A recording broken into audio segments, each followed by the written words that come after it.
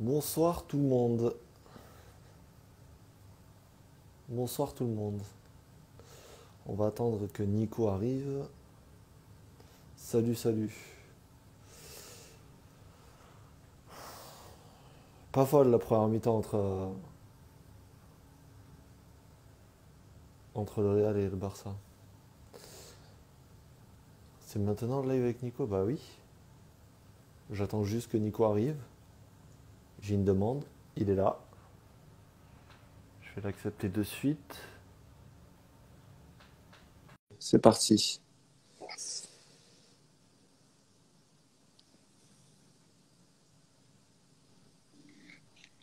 Salut Nico. Ça va? Ça va et toi?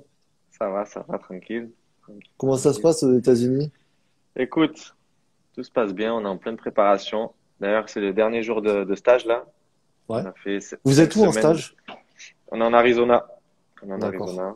Dans le Ok. désert, il fait très chaud.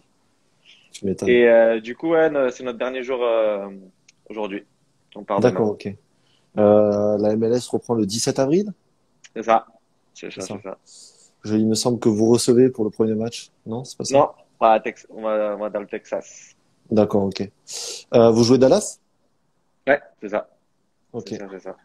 D'ailleurs, il y a l'attaquant qui joue maintenant chez vous qui est à Dallas. J'ai plus son nom, il Oui, s'accrète. c'est Comment il ça. s'appelle? C'est ça, c'est ça. Je sais plus. Diego. Euh, Diego Rubio. non, je te parle pas de lui. Qui est Acosta? Euh, Ah, de Mike Barrios. Barrios. voilà, Ouais, bien. Barrios, Ouais, exactement, ouais, c'est Barrios. vrai, c'est vrai. Il jouait à Dallas avant. Très, C'est très, vrai, très c'est vrai. bon joueur. Ouais. La situation Covid se passe comment aux États-Unis? Bah, écoute, ça se passe de mieux en mieux. On en parlait avec les copains là. Ça se passe de mieux en mieux. Le truc, c'est que ici, je pense que les vaccins se font en masse, vraiment. Ouais, Et que, tu sais, on est aux États-Unis et tout est beaucoup plus grand, tout va beaucoup plus vite. c'est ça. Donc, je pense que, tu vois, là, par exemple, on est à l'hôtel. Bah, c'est comme si, c'est comme si le virus n'existait pas, tu vois. Il y a quand même quelques barrières. Les gens portent le masque, Ouais. mais c'est surtout les personnes qui travaillent à l'hôtel. Tu vois, je parlais avec une personne dans la piscine il y a quelques jours. Il me disait qu'il y a quelques mois, l'Arizona, c'était l'État le plus peuplé de virus, on va dire. Et il me dit aujourd'hui, c'est l'État le plus safe des États-Unis, quoi. D'accord, ok. C'est vrai qu'on a vu qu'il y avait du public, je sais plus où. Il y avait un match récemment de baseball, il y avait 40 000 personnes. Ouais, ouais, mais j'en ai Euh, parlé en plus. J'avais posé la question, est-ce qu'on va pouvoir recevoir des gens dans le stadium? Il me disait que oui. 25% au début et apparemment au mois de juillet, ça serait full. Donc c'est cool. Putain, ça serait cool. Ouais, ça Merci, serait merci vraiment cool. Fleck. Merci Ça Fleck, tu m'as serait dit vraiment bonne cool. interview. Ouais, bah oui, clairement, ouais, j'ai vu, même en NBA, un petit peu de public. Donc on va commencer avec tes débuts. Allez. Tu es né à Montpellier, tu as même débuté là-bas. Ils t'ont ensuite exclu parce que tu ne correspondais pas aux critères du club. Ça te fait rire. Encore une histoire de taille, c'est ça? Exactement, exactement. Il n'y avait que Je me ra- ça. C'est l'excuse qu'ils m'ont donnée à cette époque-là, ouais, quand j'avais 12 13 ans. Je me rappelle comme si c'était hier. J'étais avec ma maman, on rentrait de l'entraînement et on passe le portail de la maison et je reçois un appel du coach à l'époque, c'était Léo Lagrange.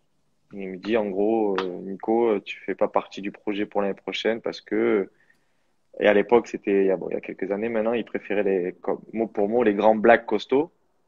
Effectivement, comme tu peux le constater, je suis ni black, ni grand, ni costaud. Et du coup, ouais, il m'avait dit, écoute, voilà, nous on veut des grands costauds, on privilégie ça à l'heure actuelle, quoi.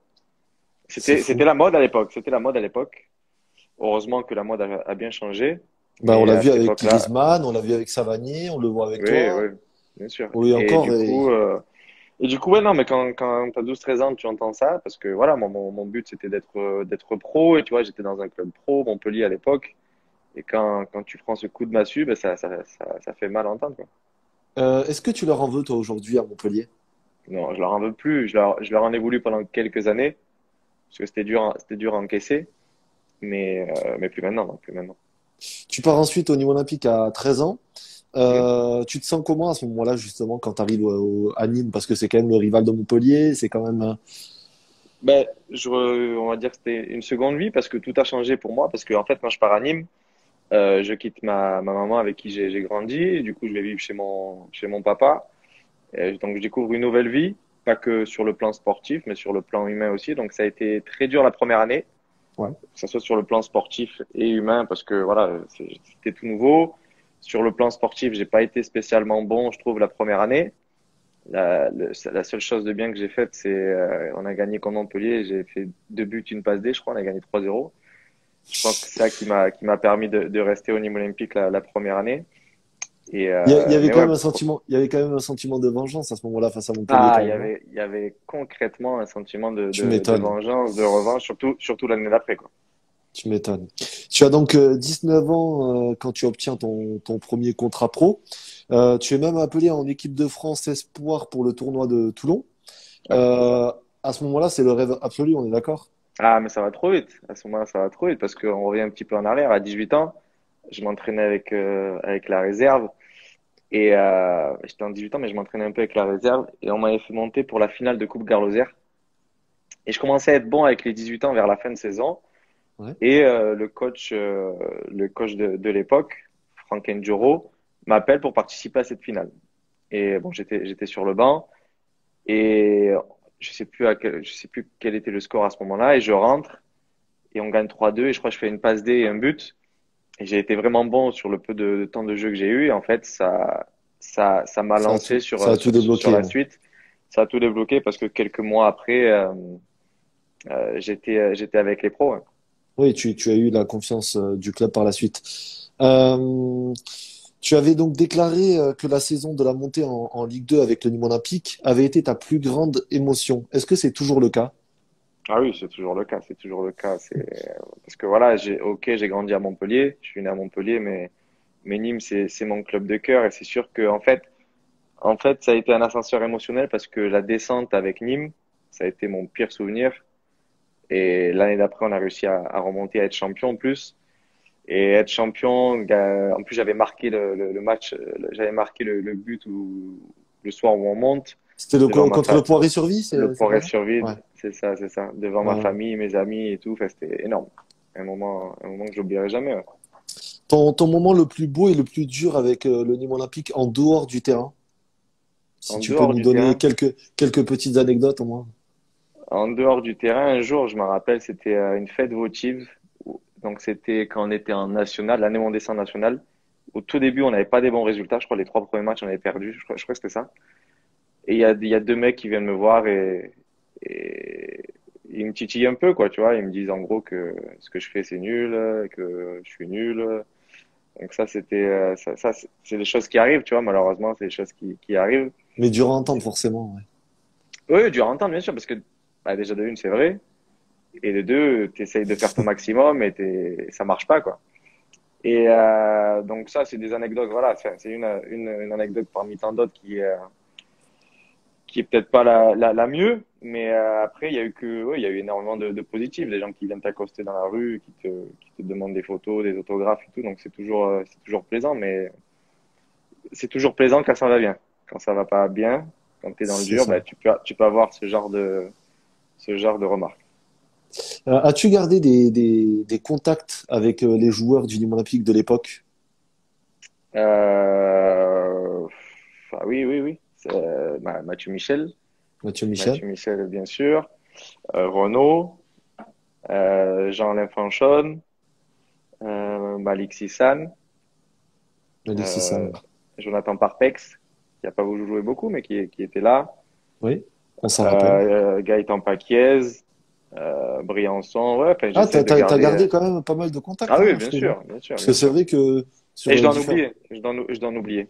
parce que c'est vrai que sur Aurélien Bosch, qui Aurélien maintenant Bosch, fait partie du parce staff, que ouais. c'est vrai que tu es le premier à nous le dire, parce que souvent, enfin précédemment, en tout cas, quand j'ai reçu des invités, on me dit ouais, non, j'ai des contacts, mais vite fait, alors que toi, je vois que t'en as énormément. Bah, Mathieu Michel et Malik, pour les citer, quasiment mes amis d'enfance, quoi. Je les connais depuis D'accord, que j'ai ouais, 13 ouais, ans. ouais, ouais. Et voilà, donc.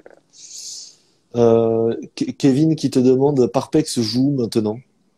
Parpex, il joue à Strasbourg. Je t'avoue que je pourrais pas te donner le club exactement où il joue, mais il joue du côté de Strasbourg.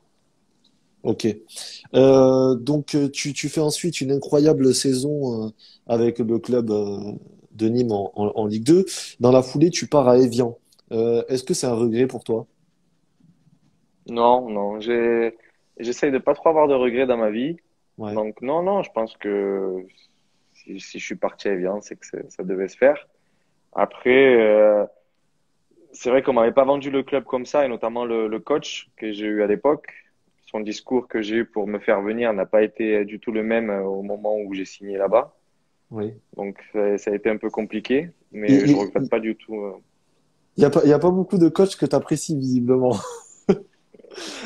Bah, j'apprécie les hommes francs et tu vois, par Oui, oui. exemple, Camboire, je l'adore. Je l'adore, Camboire. Même si il a pas toujours été tendre avec moi, c'est un mec. Je parle pas du coach ou quoi, hein, je parle de l'homme, tu vois. Et malheureusement, humainement, j'ai eu très peu de bons coachs qui étaient humainement bons.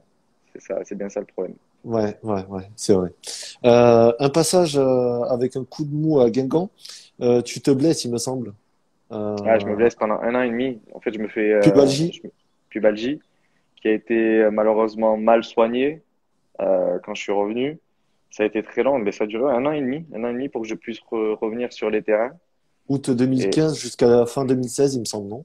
c'est même pas août, c'est avril. Avril. Avril, Voilà. ouais. Donc c'était vraiment long, très très long. D'autant plus quand tu vois que ton équipe elle marche. Ils avaient des bons résultats et tout, et toi t'es là, tu les regardes, tu peux rien faire.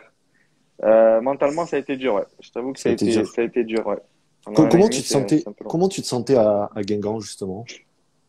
Bon, il y a eu un peu de tout, hein. Il y a eu un peu de tout. Je me sentais bien jusqu'à la blessure. Je me sentais inutile pendant la blessure. Je me suis senti costaud après parce que le club m'a fait confiance. Ouais. Donc, je suis passé par tous les états, hein. Par tous les états. Là, on te dit merci Jean-Michel pour la pubalgie. Yaya. Ah oui, Euh, merci Jean-Michel. Jean-Michel Grand. Ouais, Jean-Michel Grand. C'est lui merci, allez, j'avais oublié de le mentionner. Jean-Michel Grand, ouais, c'est lui qui a réussi à me soigner après plus d'un an de pubalgie. Tu pars donc à MLS à 28 ans. C'est quand même, je trouve, assez jeune pour un joueur européen de partir en MLS à 28 ans. C'est un choix de ta part? J'avais deux choix, soit partir en MLS, soit partir à Tel Aviv, le club Tel Aviv, et où j'aurais pu gagner un peu plus d'argent. Et je sais pas, mais ça m'a plus attiré le Canada que Tel Aviv. Et à cette époque-là, je voulais absolument partir à l'étranger, voir voir ce qui se fait ailleurs. Et je suis parti pendant 3 mois en prêt à Toronto. Et ça a été, tu vois, quand on dit le rêve américain, ben, c'est exactement ce que j'ai vécu là-bas. C'était vraiment génial. Tu t'engages donc à Toronto en prêt. D'ailleurs, tu marques en finale de conf contre la grande équipe d'Atlanta de Joseph Martinez. À ce Ouais. moment-là, c'est quand même la destination parfaite et tout s'écroule. C'est donc à cause de la direction? Oh, c'est plus à cause d'un agent que la direction, même si je pense que les deux sont liés. Ouais. Un agent qui m'a vendu du rêve, malheureusement, je pense pas avoir été le dernier. Ça arrive à beaucoup de personnes et ça, c'est arrivé à moi. Donc du coup, ben, malheureusement, j'ai dû repartir de zéro. D'ailleurs, je suis reparti à Guingamp, parce que vu que j'étais en prêt. Et j'ai changé d'agent et j'ai essayé de repartir le plus vite possible en MLS. Ouais. D'ailleurs, tu es actuellement chez les Rapids du Colorado. Tu as un contrat jusqu'à la fin de la saison? C'est ça, plus une année en option. Ah, d'accord. Donc, possiblement 2 ans. Ok. C'est ça. Est-ce que toi, tu voudrais terminer ta carrière en MLS? Je sais pas. Je t'avoue que je sais pas. Je m'y sens tellement bien ici que Ouais. pourquoi pas. Pourquoi pas. Après, je commence à prendre de l'âge. Euh, je sens que la fin peut arriver plus vite que prévu. Le temps passe vite. Donc Le temps passe très vite. pourquoi pas, je te cache pas, partir dans des pays où il y a un peu plus d'argent. Pour- C'est un peu. Oui, donc tu parles par exemple du Qatar ou d'Arabie Saoudite ou. Ok, d'accord. Au moins, tu C'est es franc. ça. C'est vrai que Ouais, tu ouais. parlais des coachs qui ne sont pas francs et toi, clairement, t'es franc. Non, non, mais au moins, tu le dis. C'est pas compliqué avec le fuseau horaire, la famille, les États-Unis. Non? Tu t'es Si, rapidement adapté? ouais, je t'avoue que c'est un peu galère parce que en fait, si tu les appelles pas quand tu te lèves, bah tu les as quasiment pas parce que là, par exemple, tu vois, j'ai 9 heures de différence avec vous en France. Ouais. Là, Donc il c'est est assez, 13h30 chez toi, c'est ça, à peu près? ouais, 13h15. Donc c'est Ouais, ouais. assez énorme le décalage. Donc si j'arrive pas à les avoir avant l'entraînement, après c'est un peu plus compliqué. Ouais, il commence à se faire tard. De toute façon, même déjà, eux-mêmes aux États-Unis, c'est compliqué, hein. New York, Los Angeles, rien que ça, déjà, sur le fuseau horaire. Ouais, non, Ouais. j'avoue, j'avoue. Est-ce qu'un retour à Nîmes est possible de ton côté? Je dis bien de ton côté. Il y a eu la possibilité. Ah, en euh, plus. il y a eu la possibilité il y a quelques À quel années, moment? Ouais. quand je suis revenu de Toronto, si je dis pas de bêtises. Ah, il n'y a pas si longtemps que ça, alors. Non, il n'y a pas si longtemps que ça. Voire même avant, où j'ai voulu revenir à Nîmes. On m'a fermé les portes. Ouais. Et l'année où eux étaient susceptibles de vouloir faire le deal, c'est moi qui ai dit non parce que j'avais goûté à Toronto et je voulais absolument repartir en MLS. D'accord, Donc, ok. écoute, je sais pas de quoi la vie L'avenir est est faite, fait. donc Mm. pourquoi pas, moi, c'est très bien l'amour que j'ai pour ce club. Ah, je le Donc, sais, oui. je dis pas non, je dis pas non. Si ça se fait, ça se fera. Mais pour l'instant, voilà, je suis aux États-Unis, tout se passe Oui, bien, oui, donc bien sûr, bien évidemment. Ouais, c'est vrai qu'on voit quand même ton amour pour le club sur les réseaux, on l'aperçoit. On va en parler d'ailleurs. Tu avais mis un tweet en disant que tout le monde était au courant du problème au sein du club. Est-ce que tu peux nous en dire plus aujourd'hui? Toi qui as un euh, franc-parler, on peut t'écouter. ouais, ouais, bah écoute, je pense que malheureusement, tout le monde était au courant de ce qui se passait, ce qui se passait pardon, à l'intérieur du vestiaire, et notamment avec le coach de l'époque, Jérôme Arpinon. Après, moi, j'ai Tu une l'as connu relation d'ailleurs, hein? je l'ai connu en tant qu'entraîneur, que préparateur physique Préparateur, oui. à l'époque. C'est vrai qu'on n'avait peut-être pas la meilleure des relations parce il est assez compliqué. Euh, je dis pas que je suis très facile à vivre, hein, mais c'est vrai que ça a été compliqué, surtout qu'à un moment donné, quand le club l'a mis de côté, Ouais. ne l'a pas gardé. Il a cru que j'avais fait en sorte que mon père le remplace, alors que c'était pas du tout ça, vu que mon père était adjoint à cette époque. Donc du coup, bah, il s'est mis ça en tête et du coup, bah, Du coup, il te c'était, déteste et c'est du, réciproque. enfin, il me déteste. Je sais pas si c'est le mot détester, tu vois. Moi Ouais. non plus, je le déteste. C'est pas le mot détester. C'est juste que voilà, c'est peut-être pas mon meilleur ami et que à l'heure actuelle, enfin, l'an dernier, quand il a repris les rênes du club, je, je, je pense pas que ça a été le meilleur choix que le club ait pu faire, quoi. Non, c'est sûr. Et puis moi, comme j'ai eu des échos que les joueurs, je dis bien en juin dernier, donc c'est-à-dire avant que la saison débute, Jérôme Arpinon est nommé entraîneur. Les joueurs étaient dégoûtés. Alors, tu as certains joueurs qui ont même appelé le président, je peux te le dire. Donc, Ah, mais moi, je peux les comprendre parce que Jérôme était dur à vivre, tu vois. Je peux les comprendre. Et après, tu peux pas passer de entraîneur adjoint à coacher une équipe de Ligue 1 sans avoir eu avant une équipe, que ça ouais, soit en jeune ou en semi-pro. exactement. C'est pas possible. Tu peux pas te lever du jour au lendemain et te dire je suis coach de Ligue 1, étant donné surtout il a ses diplômes de préparateur physique, etc. Tu vois, donc je suis pas sûr que c'était le meilleur choix pour Nîmes, enfin, pour les joueurs du coup. Ouais, donc toi, quand tu mets ce tweet, tu vises bien Jérôme Arpinon, on est d'accord? Oui, oui. Après, tout le monde le sait, tout le monde le sait. Après, les gens ils veulent peut-être pas mettre des noms, mais tout le monde le sait. Et je pense que lui-même au fond, il le sait que il a peut-être pas fait ce qu'il fallait. Ouais. On lui souhaite le meilleur pour la suite quand même. Oui, je te dis, moi je le déteste pas. Moi non plus, hein. Moi je suis Jérôme. On me propose de reprendre, on me propose d'être numéro un dans le club. Je suis pas bête, je veux pas dire non. C'est Je veux pour pas ça, dire non. C'est plus c'est la pour, faute. Je mettrais plus la faute au club de l'avoir mis lui c'est pour ça que je suis d'accord que. avec toi là-dessus. Je suis d'accord avec toi là-dessus parce que Jérôme est ni moi. Jérôme a été entraîneur adjoint aux côtés de Bernard Blacard. Hmm. Donc, si ton patron, puisque Rania Assaf est le patron de Jérôme Arpinon, si ton patron il te dit aujourd'hui, je te fais passer entraîneur du Olympique, mais c'est ton rêve. Bien sûr que Mais tu bien sûr, acceptes. bien sûr, tu peux pas dire Donc on non. est tous Bien là, sûr.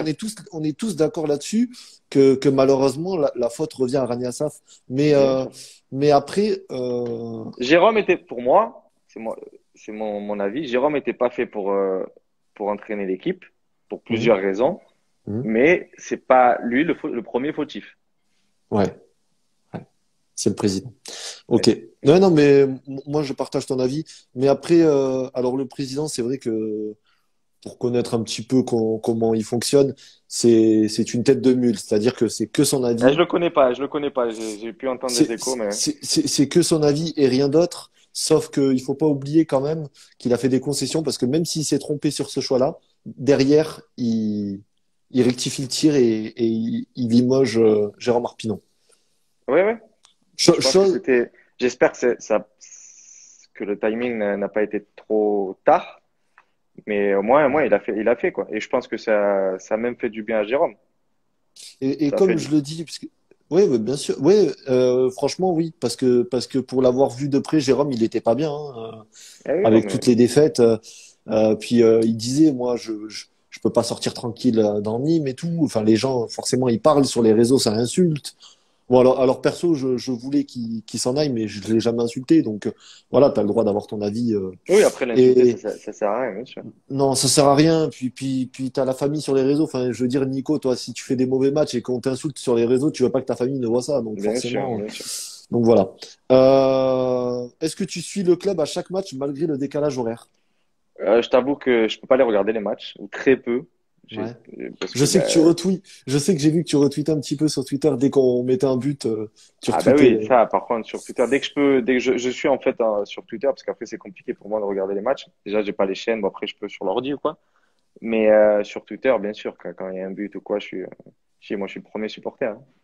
Donc dès que je peux, je fais. Ouais. Ouais. On va terminer.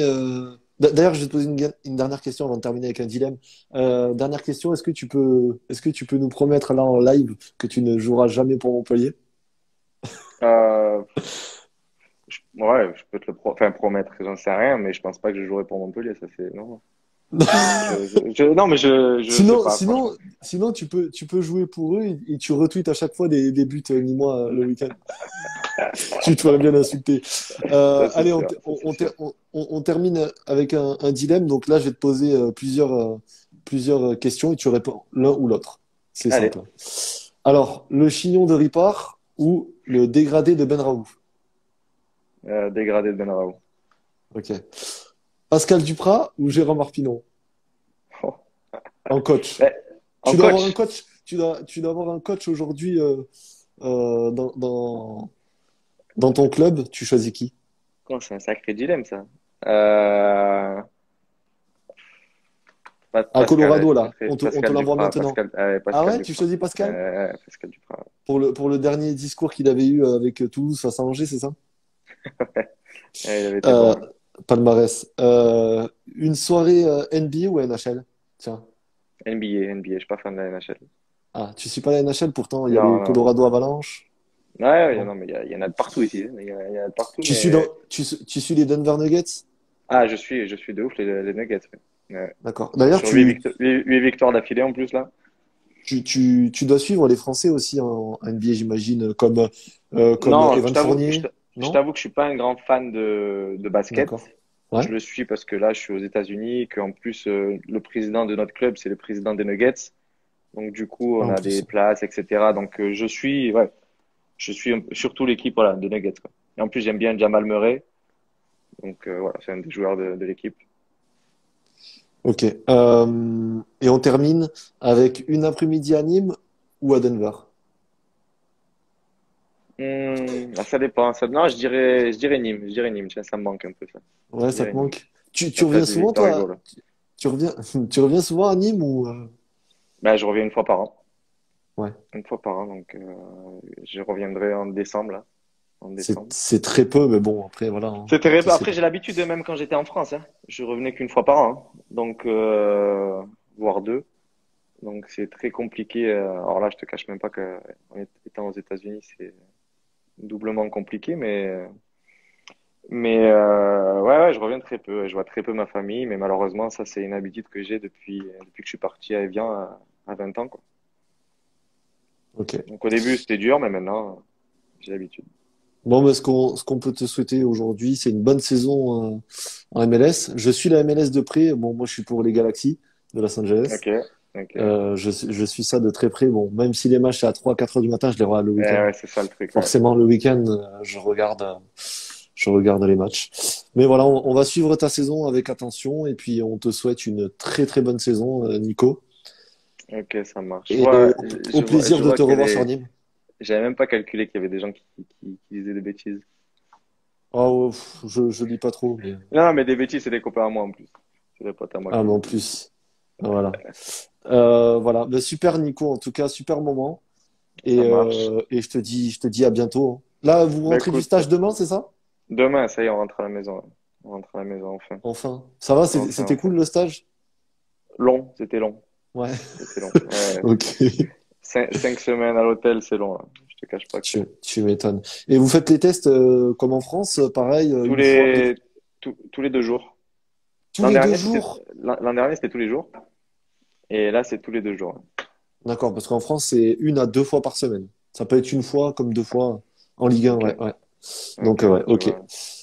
Voilà, ben, Voilà. Nico, à Bah bientôt. écoute, Merci, ouais, merci pour ce je passe le moment. bonjour à toutes les personnes qui ont suivi le live, Voilà, à tous tous les les Nîmois, supporters de Nîmes, tous les les supporters de Nîmes, Montpellierins aussi. les Nîmois, tous ceux qui ont suivi le live, en particulier les supporters nîmois.